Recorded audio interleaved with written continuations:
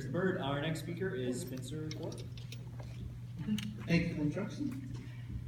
Right, so more than 10,000 years ago, Drosophila and melanogaster started an expansion out of tropical Africa into temperate regions, first Eurasia, then North America, and Australia.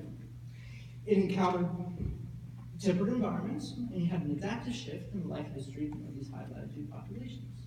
And you can still see latitudinal declines in life history traits today. Of course, no story is so simple because the best evidence actually suggests this is the result of secondary contact, where as much as 1/3 of the genome shows latitudinal declines from purely neutral processes. These simple errors also are hiding population bottlenecks, hiding things like multiple introductions and seasonal cycling. So when we apply FST outlier tests to this complex history, around 200 different biological processes are enriched for that upper 5% of the outlier distribution. Now, adaptation might be 200 dimensional, but certainly there's nobody that's going to do the functional work to actually show that. So, what's really more troubling about this is that in a few cases, we actually know what the functional element that's responsible for phenotypic decline is, and those aren't included in that upper 5%. So it's really important to remember that the association studies that we are using and any polymorphism divergence data to build our models of temperate adaptation are at very best providing indirect evidence. That is, the measurements were made on nucleotide composition, and we're inferring functional effects and inferring evolutionary parameters from a system of kind of fitting models and model selection. Now, I'm not saying that functional analysis is the right solution to this, because essentially it can't be done at this level. But what one can do is they can simplify the problem, and what I'm going to do today is tell you about adult longevity and the enzymes of glycolysis. Okay. So, excuse me. The enzyme, I'm showing the number. I'm sorry, it's up here. Excuse me. The enzyme has been documenting latitudinal declines in metabolic genes and organelles of traits for a couple of decades, and we have a long-standing hypothesis that it's polymorphism in the genes of central carbon metabolism is directly responsible for life history traits. So, to test this hypothesis, the first thing we need to do is establish the genetic basis of the phenotypic declines. So here's survivorship curves for about 14,000 Drosophila. And what we can see is there's some differentiations from 5 different populations. You can see them there on your left. And what we know is that essentially in Maine, in the northern population, there is a longer lifespan. And the relationship is relatively weak. Now, this is actually from a large quantitative genetic study. So we can actually regress genotypic values on latitude, which we have here. And we can show that in this case, there is statistical support for decline, but it's only for female longevity, not for male. And actually, about 80% of the variation is within populations, so it's relatively weak differentiation. Now, at the same time, we have about 127 SNPs from frequencies across 46 enzymes and 20 populations, and we can see them again here on the left. And just an example, here's a SNP that affects hexokinase, which is the top of glycolysis you can see on your right. And again, there's statistical support for decline, but relatively weak differentiation. But if we use publicly available data sets, especially the Drosophila genetic reference panel, which we can see here in the black dot, we can estimate expression effects associated with the SNPs. And we can use those then to calculate the mean population differentiation in expression. And we can see that if this is a study done by a fellow graduate student, and he's interested in much more than just glycolysis, but he used the principal components analysis, and the first principal component is strongly correlated with latitude. And if we highlight the canonical steps of glycolysis here, we can see that they tend to have reduced expression in northern populations. So we have positive correlations between latitude, longevity, and derived allele frequency. We think there's a causal relationship between the causal relationship here, but we're wildly underpowered to detect it. By using public resources, we can actually associate a negative relationship of the derived allele frequency and enzyme expression, which allows a much easier testable causal hypothesis. That is, we can specify which genes a reduction in activity should cause life history extension. So I went ahead and started testing this, and we did this using P-element dysgenesis. We used a genetically engineered P-element, which has a selectable marker and lacks transposase in front of a gene of interest. When we introduce transposase and remove that gene, what we've done is actually create a small lesion. That lesion usually affects activity. If we screen 100 of these, we'll find perfect excisions, which recover wild type, but also things like large deletions, which knock out function entirely. And we also get a gradient of intermediate alleles. Now, this means that the only locus that's variable in these experiments is, in fact, the expression of GAPDH in this case. So we can have a survivorship curve for wild type, and then all the reduced activities which are extended. Now, to analyze this data, I use a Cox proportional hazards regression, which means the effective activity is not assessed on the survivorship curve that I'm showing you right here, but on the instantaneous rate of death, which is the first derivative of the mortality curve, and we call that the hazard function. And in this case, what I can tell you is that essentially a 1% reduction in activity causes about a 2% reduction in the relative risk of death. Now, this is a great result, so I repeated it for all glycolysis and a couple extra enzymes, and that's completely unreadable. So what I'm going to show you is a hazard ratio of biochar, and this is going to be very important for the rest of the experiment. Now, the hazard ratio is exactly the statement that I just gave you. That is, how much does the risk of death change with a 1% decrease from wild type activity? And in this case, 1 means no change. A value above 1 is an increased risk. A value below 1 is a decreased risk. That means a longer lifespan. And this is the pathway read from left to right, you can see here. And what you see is across the entire pathway, there are reductions in enzyme activity cause longer lifespan, with one exception, that's hexokinase C, which I think you can see. Now, mostly the largest effects are at the top of the pathway, and that's going to be important as well as we go forward.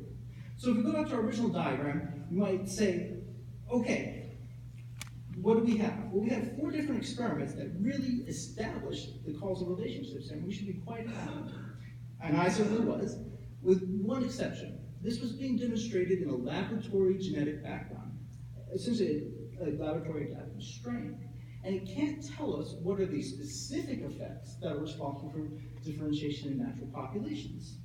Now, the right way of doing this would be to go and introduce the same transformation in a whole bunch of genomes in the south and the north. I did not do that. I did the next best thing, which is a quantitative complementation test. So I took the inbred lines from the northern and southern populations, and I crossed them to a fly that either has high activity or low activity for the gene of interest, and is completely homozygous for all the other genes, identical, and did this for 12 different lines from the north and 12 from the south, and that's because there's a weak differentiation. I'm not sure that one line is actually getting the true effect. And here are the 4 possible genotypes that have come up. Again, we used a Cox proportional hazards regression. And we can see here, the lambda naught is the baseline hazard function. And we can assess the effect of population by this comparison, the effect of the activity by this comparison. And then we can also construct an interaction test, which in the context of a complementation test, a quantitative complementation test, is direct evidence that the locus being perturbed is responsible for differentiation in natural populations. So let's look at a couple genes. Here's enolase down at the bottom of the pathway. And you can see that, again, northern, that is blue, lives longer than southern. And when we reduce activity, the flies live longer as well. But there's no real interaction. And to illustrate this, here's an interaction graph, which I think everybody is familiar with seeing. And we can see very clearly there is an effect of population, there is an effect of activity, and there's no interaction. Which is interesting because even though there's a genotypic climb for enolase, this tells us that it's not responsible for differentiation in natural populations.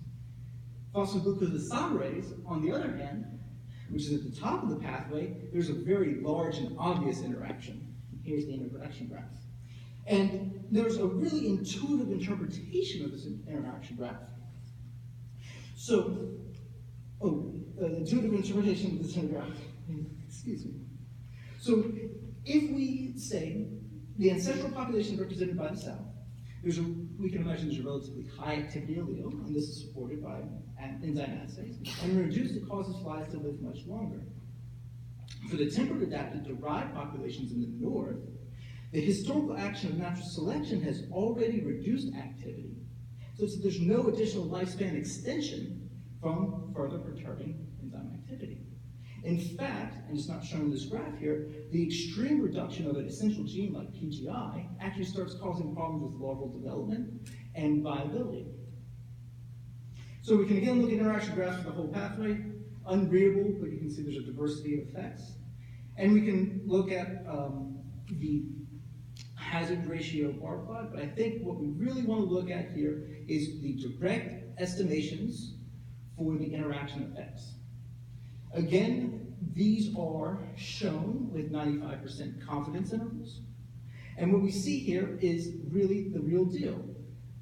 The locus responsible for primary, or the point in metabolism responsible for differentiation is in fact PGI. And we have a secondary kind of peak around dihydroxyacetone phosphate, that is aldolase and GPDH. And so if we go back to our original diagram, we can see that even if you don't like quantitative complementation tests, and there's reasons not to like them, we can think about it in a genetic perturbation sort of a system. Whereas we were underpowered to detect the effect of the derived alleles initially, by sensitizing our assays, by introducing a genetically engineered reduced activity allele, we can finally associate these first effects. And what we see is throughout the entire pathway, we see effects, with the largest ones being posted at the branch points. What I think is most interesting here is the glucose 6-phosphate branch point, which is at the very top of the pathway, because not only is there a large effect at PGI, there's actually very small interactions of opposite direction for the other enzymes, almost as if they are co-evolving. And if you do the functional epistasis test, that is a 2 by 2 by 2 by 2 by 2 full factorial design for that branch point, we can get up to five-way epistasis. So I will skip the profound quote and simply say that if you go from the beginning of our analysis of observational data through geographic variation, amino acid substitutions, polymorphism and divergence data, then we start doing functional tests in a laboratory background, and finally do a complementation test, and end with multi-locus manipulation for functional epistasis, we can see each step is reaffirming the importance of metabolic branch points. And so we can say with a narrow view, the branch points effects have been supported by many lines of evidence for life history evolution in Drosophila melanogaster. And in reference to the larger view, which pertains to the profound quote, is that biochemical systems theory and metabolic control analysis are actually providing a methodology that we can now start to understand how a pathway should respond to selection. That is, the effects within a pathway are inequivalent, and the structure of the pathway, particularly in regards to metabolic control, should actually guide the direction of evolution. So I will leave this and say the only reason I could do such large experiments is from the effort of many graduate students and postdocs before me, and I'd like to particularly point out the Schmidt Lab and the Merit 2 former postdocs that actually contributed resources to the study. Thank you.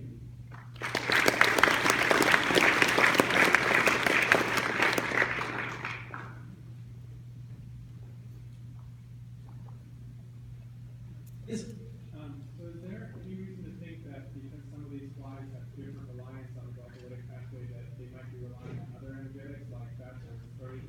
Absolutely. In fact, the secondary branch point of the dihydroxyacetone phosphate branch point is leading off the glycerol metabolism. So the reason that I think that one is important is precisely because of metabolism and